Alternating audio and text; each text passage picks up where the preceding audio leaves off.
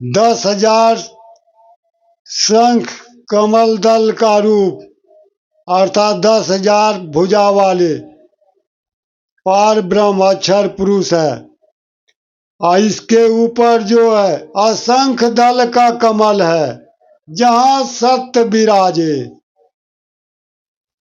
अनंत भानु प्रकाश, जहां अनहद धुनि गाजे।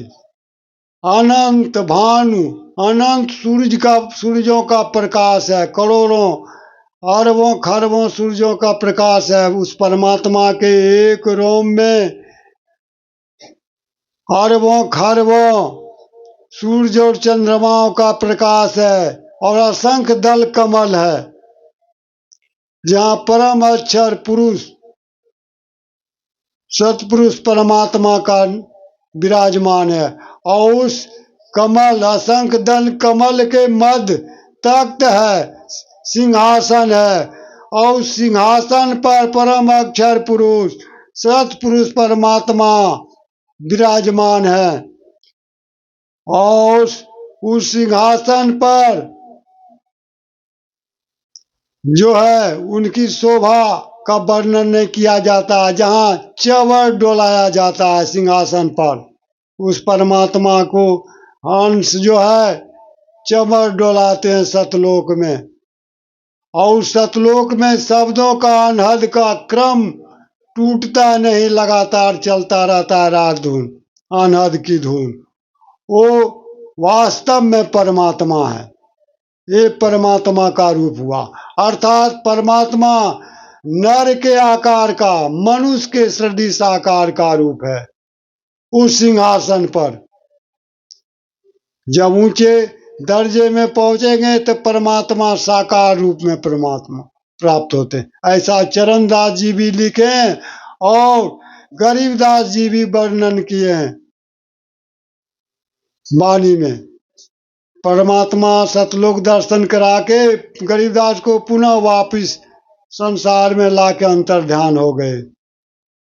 वहां को देखी बात बता रहे हैं गरीबदास जी भी।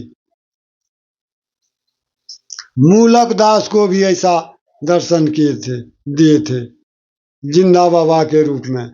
ये वास्तव में अविनाशी परमात्मा है और सब सामर्थ्यवान प्रभु है, जिसे कहा गया है चौथे पद के है वे स्वामी, असव जीवन को अंतर जामी। 3 लोक के ऊपर चौथा लोक है, जिसे सतलोक, अगम लोक, अलख लोक कहते हैं, अकह लोक। वे पद के मालिक है और सब जीवों के अंतर्जामी है। वे वास्तव में अविनाशी परमात्मा है। ये परमात्मा का रूप हुआ।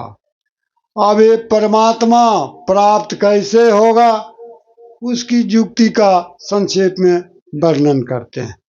आई रूप समझ गए, परमात्मा का साकार और निराकार दोनों रूप। त्रिकुटी में परमात्मा साकार रूप में अर्थात गुरु के रूप में वर्तमान होते हैं।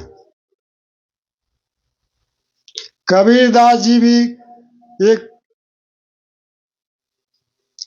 शब्द में कह रहे हैं, सत्य पुरुष एक बछे पश्चिम दिशिका सो करो निहोर।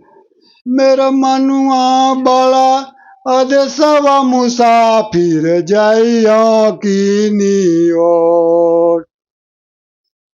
मोह का शहर कहर नर नारी, विषम जाल जल धोर। कुमति नायक फाट करो के परियो कठिन झिझोर।